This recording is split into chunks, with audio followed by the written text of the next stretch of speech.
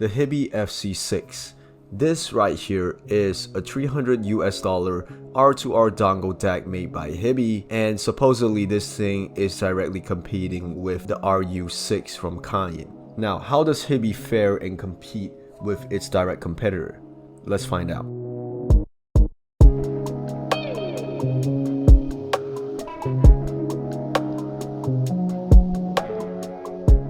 And as with all my videos, y'all probably know at this point, but let me just have a very small disclaimer on how I judge things. Number one, I judge based on the price point. This is $300. I'm going to see if this thing exceeds my expectations if I'm paying that much, or is it a flop. Second of all, I do my research as little as possible so that I do not get any information related bias when I am commenting on this. Definitely when I'm done with everything and prior to filming, I will have about half an hour and I will do some slight research if whether what I say is factually correct or not.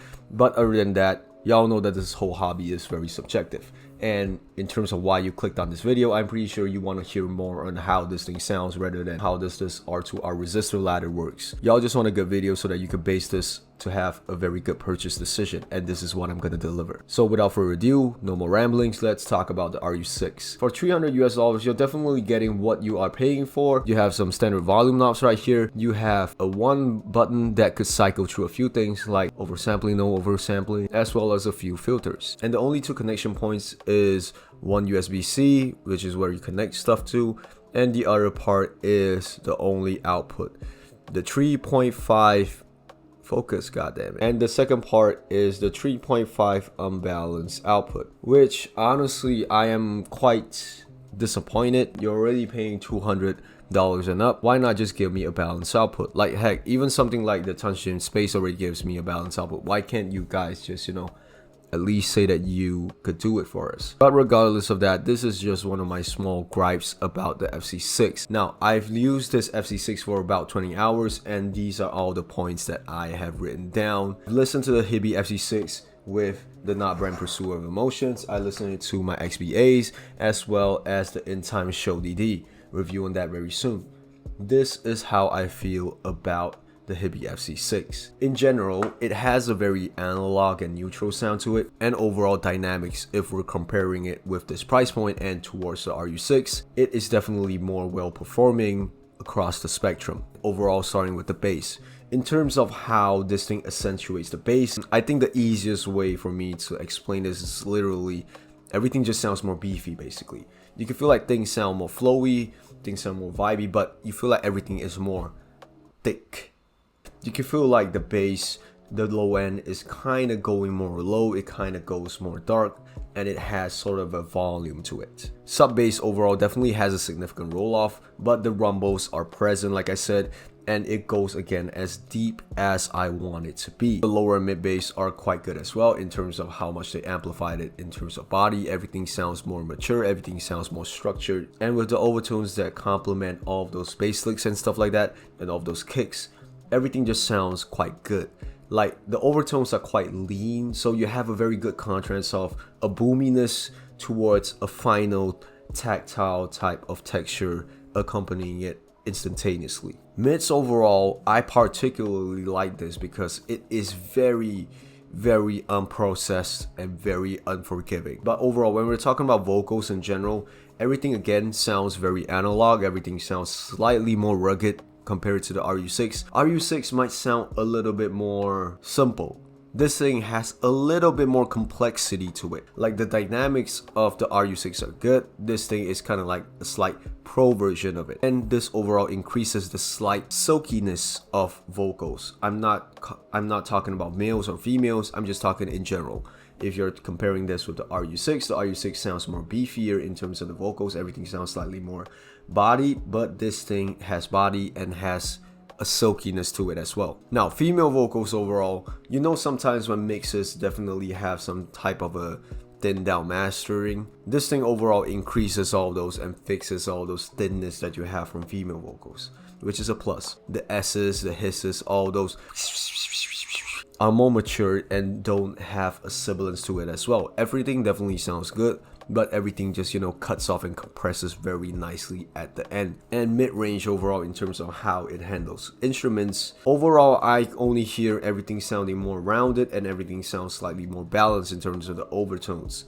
Maybe increasing its lusciousness slightly, but other than that, I can't really find anything else in the mid-range. Because definitely when you're listening to R2R DACs, the usual consensus is that you'll definitely have a more laid-back sound, you definitely have a more relaxed sound, and this thing does it quite well. And again, if we're comparing it to the RU6, it definitely is slightly above it based on the price point and based on its performance. And in terms of the upper mids and treble, definitely the same thing could be translated as well. Everything sounds more laid back, and the drums definitely has an increased amount of treble extension and decay, but it does not have any form of sibilance.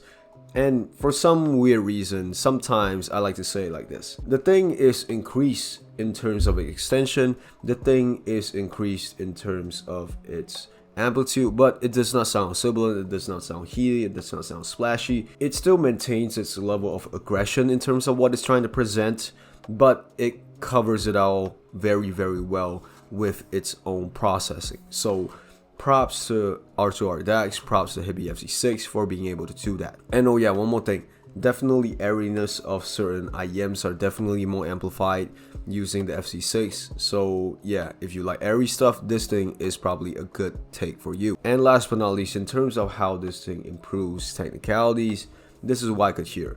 Overall dynamics, like I said, the whole spectrum using the FC6 definitely sounds more bodied, so it might add to the fact that things sound more full, things sound more complete compared to the RU6, which, it might sound a little bit hollow if you're comparing it to something like this. Now, soundstage in general is a little bit weird. I personally prefer the RU6 over the FC6. I don't know if it's just me or something else, but I feel like once I've used the FC6, everything just sounds more one-dimensional. It has a very good width, but there is no second axis, if it makes any sense. I feel like things are all just in a very parallel straight line, and when you're talking about imaging and separation, definitely does well, but it does not have any, depth to it. So with that said, maybe this is one of the slight drawbacks about the FC6. But regardless of that, it doesn't really hinder your listening experience, because when I'm testing, I'm usually using very heavy tracks to try the limits and also try to gauge how good it could perform. And in terms of imaging and separation, definitely all of these things does well, but with the fact that it needs to be complemented with a good soundstage,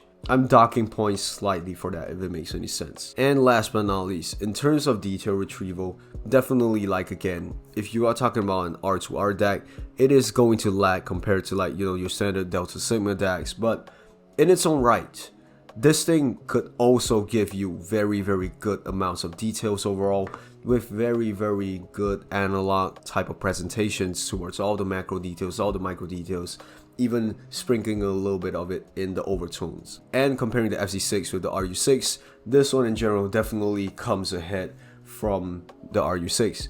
RU6 definitely sounds less intimate and less complex compared to how this thing presents its macro and micro details. And with all that being said, there is one thing that I would not like to comment about, which is the filters. Personally, I do not feel like I have quite a keen ear to listen to all the slight nuances of how all the 5 filters work.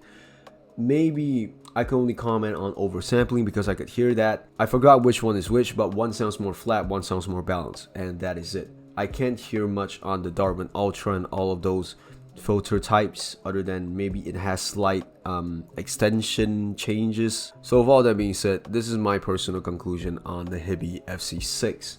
For $300 comparing it MSRP with the RU6, definitely the price to value ratio is very, very justified, even though you're paying for an extra $50 and you definitely, lose out on the jack. If you are not the type of people to actually focus that much in terms of balance, even though it actually makes a difference. The thing about this DAC is that it definitely delivers more than the RU6, and in terms of buying an RU6 or an FC6, my personal suggestion is that just go look out at the secondhand market, because most of my friends, they all are trying to get RU6s and all of these dongle DACs from the secondhand market, and it's mostly about 50% off retail. So if you could get a Hiby FC6 for 150 US dollars, you know, it's a no-brainer. Just get it if you want something that's R2R and slightly better than the RU6. But definitely when we're talking about better, it definitely is a very subjective word in this sense, because, you know, but I'll leave all of that to your judgment.